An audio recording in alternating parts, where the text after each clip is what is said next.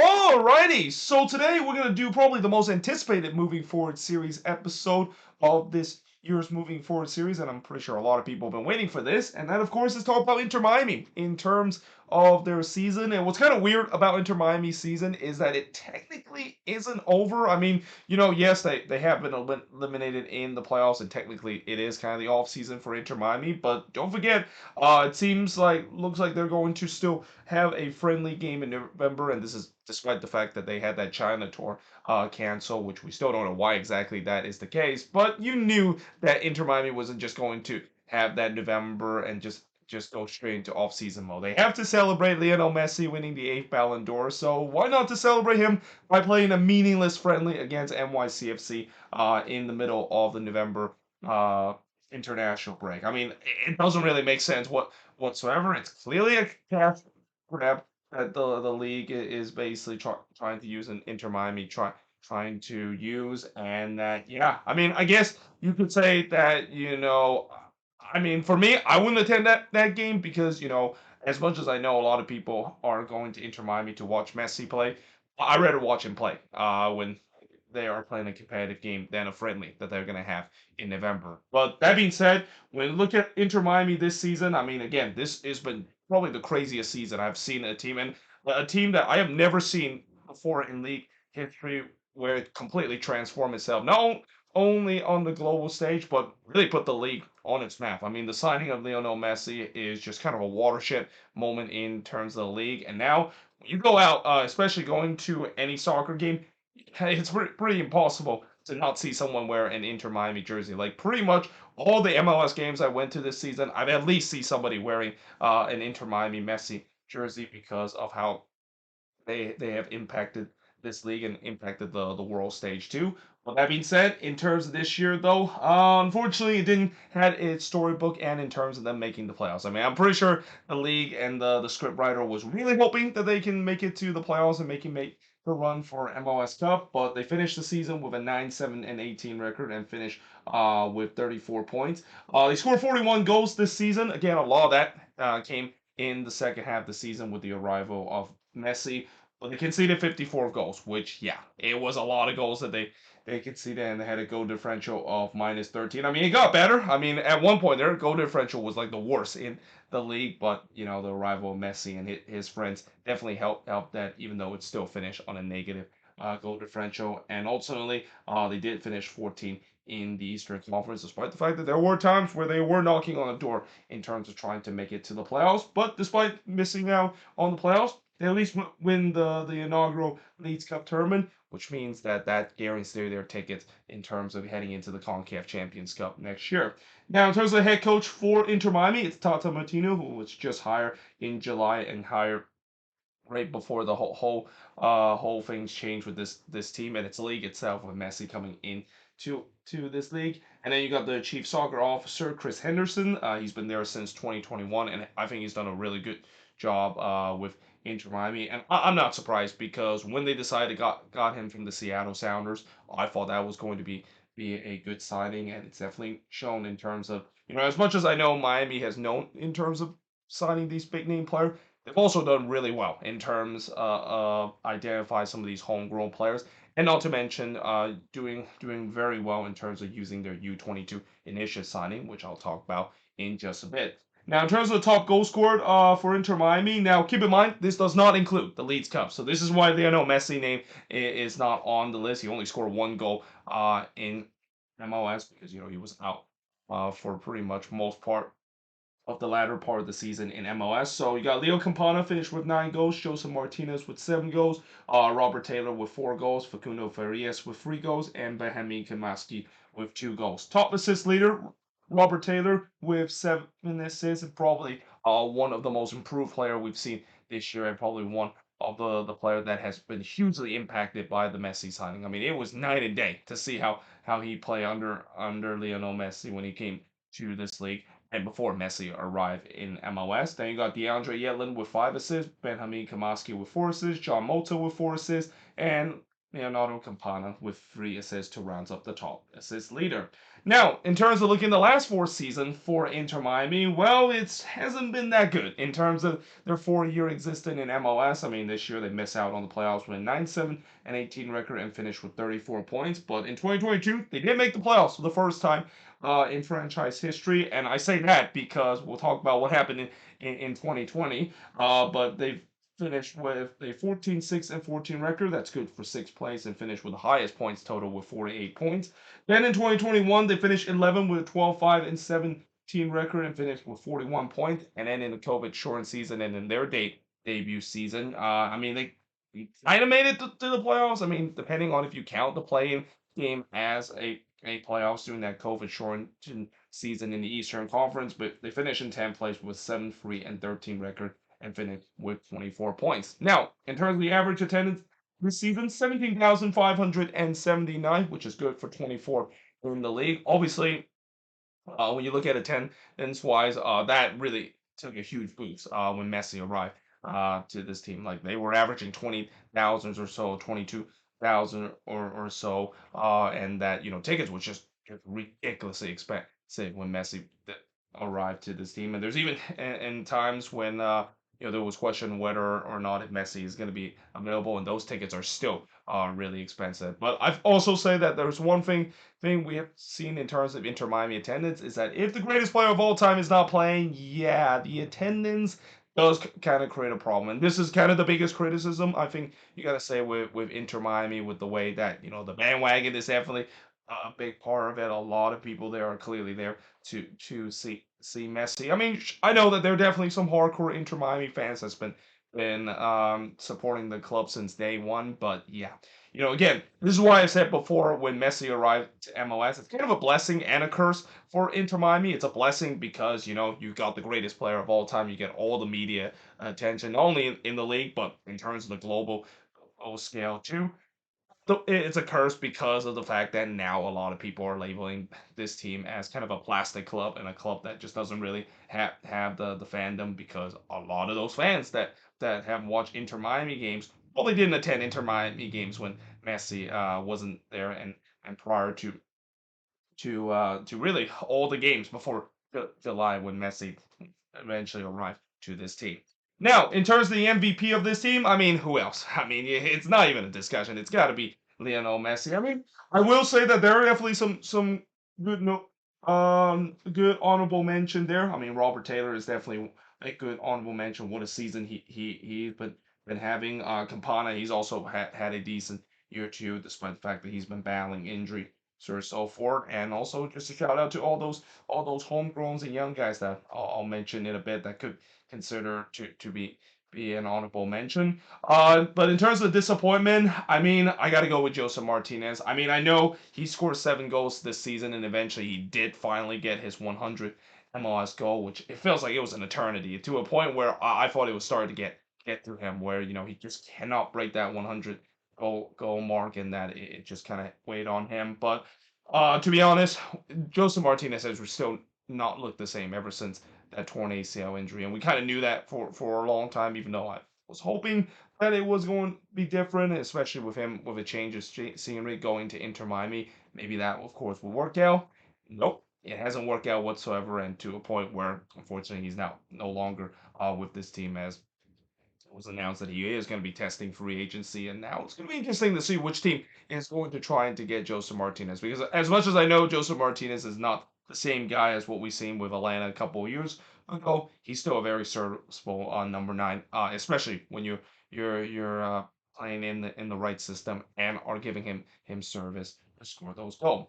Now, in terms of young player to watch, this is where it gets really tough because again, look at all these young players that you have. Look at all these homegrown like Ben Kamaski, Noah Allen, David Ruiz, and all these homegrown players. You could easily say that they could be a young player to watch. And then looking at some of the U22 initiative signing, you got Facundo Farias, Thomas Aviles, and I think there was another player that I can't quite remember who they signed. Oh, it was Diego Gomez, the one that they, of course, signed. You could argue they could be a young player to watch too. Again, this is the thing about this Inter Miami team that if you're an Inter Miami fan, you got to be very excited because it seems like there could be a young core that is developed. I mean, as much as I know people overlook the fact that, well, this is a team that is going to do well because Messi is in the team.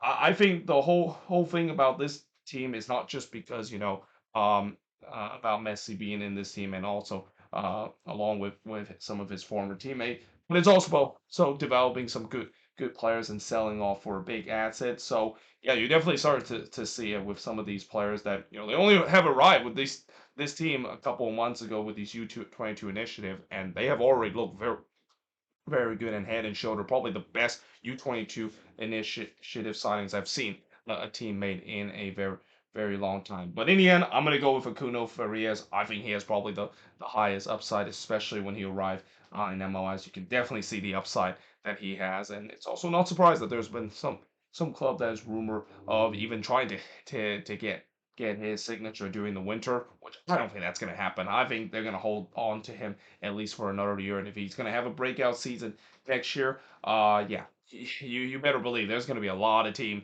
in Europe that is going to ask for him to sign for their club. Now, what went right for this Inter Miami team? Well, it's pretty simple. They won League Cup. I mean, they won the inaugural competition. It capped off a movie script kind of in a way where Messi and his company dominate that Leagues Cup. The Messi Mania basically took over MLS again. Messi thing it kind of thing has been on the front page of the league website over and over again. And this is also where I go back to what I said. It's kind of a blessing and a curse. It's a blessing because it gets a lot of the casual MLS fans to really pay attention and really support Messi. But it could be a curse because for some of our hardcore horror fans, it's kind of getting a little bit frustrating and kind of I feel like it's being oversaturated in terms of the Messi coverage at time and that the league you got to realize that it's not just about Messi all the time. It's also about other stories around the league. But I can understand why they decided to do it because they're trying to please the casual to get into this league. But you also got to make sure that some of our hardcore supporters that support this league, like myself, over the years, we want to hear some other story besides Messi. And there's plenty of good stories that we've seen this season that is not related to the greatest player of all time. And then, of course, as I mentioned, they produce a lot of good young players, both homegrown and U22 initiative. Those players that I mentioned, I think they could really get themselves to be a good core. And I also haven't even mentioned some of the players that they might get back. I mean, one of the players that they're going to get back next season that I'm also excited to see is Gregory. I mean, Gregory meant a lot to this team, and that I won't be surprised once he does get back. He's going to really solidify that midfield, and that as I'll mention about what went wrong later. As much as we talk about all these promising young players on this team, a lot of them are mostly play on the attacking end. And this is also where it personally transitioned in terms of what went wrong for this team, and that is the defense still suck. So yeah, the defense it still suck even during the mess year. This was kind of what I thought was going to be a big Achilles heel for this team. Where is the defense going to hold up? And at least in the Leeds Cup, they kind of hold up relatively well. But then once we get into MLS play, and that's when I think you can also say maybe fatigue kind of play a factor or to it because when you play so many games like Inter Miami play after the Leeds Cup concluded, yeah, the defense basically started to kind of get tired, and that Tata Martino didn't really kind of rotate as much as I think that he should have been, especially with the tight schedule that they had. Though I could also make an argument that the reason why he doesn't want to rotate so much is because they want to make it to the playoffs. I mean, they pretty much don't have a lot of room to maneuver in terms of making the playoffs. But yeah, the defense still suck. That is going to be one thing that they're going to have to work on, especially in terms of set pieces. I mean, I think they finished the season with the worst set piece defensive record in the league. They can see the most goals off of set pieces. That's got to be something that they got to fix heading into next season. And then, of course, without Messi, unfortunately, it's kind of what we thought that this team was going to be. This team was struggling in terms of creating chances. So, as much as I mentioned, a lot of these young players, at least in the first couple of games without Messi, they kind of stepped up big, but then it eventually started to kind of dry it out. And that's kind of thing about players that they can have some good run of form, but they can also have some bad run of form because of the inexperience. And we kind of saw that in the latter part of the season where this team was really struggling in terms of creating chances and was clearly missing their Argentine maestro in this team. And then, of course, the other thing that went wrong for this team, and this I think maybe might be one of the big reason why their playoff chances got derailed. And then, of course, Tata Martino making that big mistake, playing Messi, Alba, and Busquets versus Toronto. I mean, I think that was a big mistake that he decided to play all three of these guys. I think that was coming near the middle of September, and they had the U.S. Open Cup final in just a bit. And I get it. Yes, it's at home, and I get it. Yes, you are playing in front of a sold out crowd. And a lot of people pay a lot of money to see those guys, and of course, if you don't play them, maybe that kind of angers some of the fans that pay a lot of money to see those players. But at the end of the day, I think people need to realize that yes, I know, no, you pay a lot of money to see the greatest player of all time, but this, after all, is a team sport, and that I feel like maybe there was times where Tata Martino might have kind of think about the fan interest instead of what actually would be the interest in terms of making this team into the playoffs. And simply, this is where I go back to with the fact that I don't think he rotated enough, and that game against Toronto, I thought that was the perfect chance for them to rest some of his guys, especially with Messi coming off of the international break. And from what we heard, it looks like he suffered an injury, and yet he still played on during that game. He re-aggravated that injury, and that basically kept him out for pretty much the almost the rest of the season. Jordi Alba was pretty much out for the rest of the season, and I think that also kind of contribute why the defense really sucked near the end of the season. I mean, Alba. I know a lot of people talk about the missing of Messi on that attack, but on the defensive end, Jordi Alba he meant a lot to this defense. Definitely bring that leadership to that back line. And without him, you can see that defense really crumble near the end of the season. And while Busquets definitely at least play a fair share of his games, he's not going to be a difference maker on his own to really change the fortune of this Inter Miami team. So moving forward, how is this Inter Miami team is going to look? Well, they're going to get another big name player in Luis Suarez. So as I mentioned in the News of the Week episode, it seems like that deal is done and the paperwork is pending to complete. So yeah, this should be very interesting. I mean, that adds another decent number 9 that could I know Luis Suarez is definitely past his prime, but during his time with Gremio, he was still scoring goals for fun, and I have a feeling with Messi and Suarez linked up again, it could be like what we see with Barcelona back in the prime Barcelona day in 2015. And that we already seen this season when Messi is healthy. I mean, it's impossible to stop him. Like you can only hope to contain Lionel Messi, but you cannot stop him because of the way that he has created so much magical moment both in the Leagues Cup and then after the first couple of games of MLS returning into play. And then of course talk about Messi.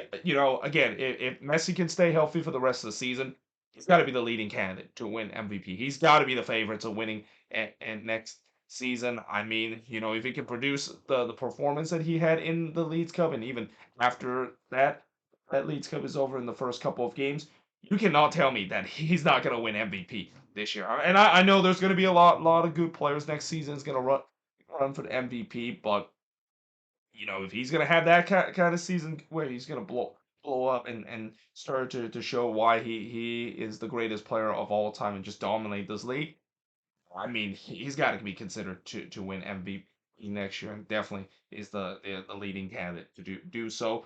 And then, of course, they have Concacaf Champions Cup, so another competition that they're going to be worried about. Again, if you thought that last season, the latter part of the season, Inter Miami had to deal with a lot of fixture congestion.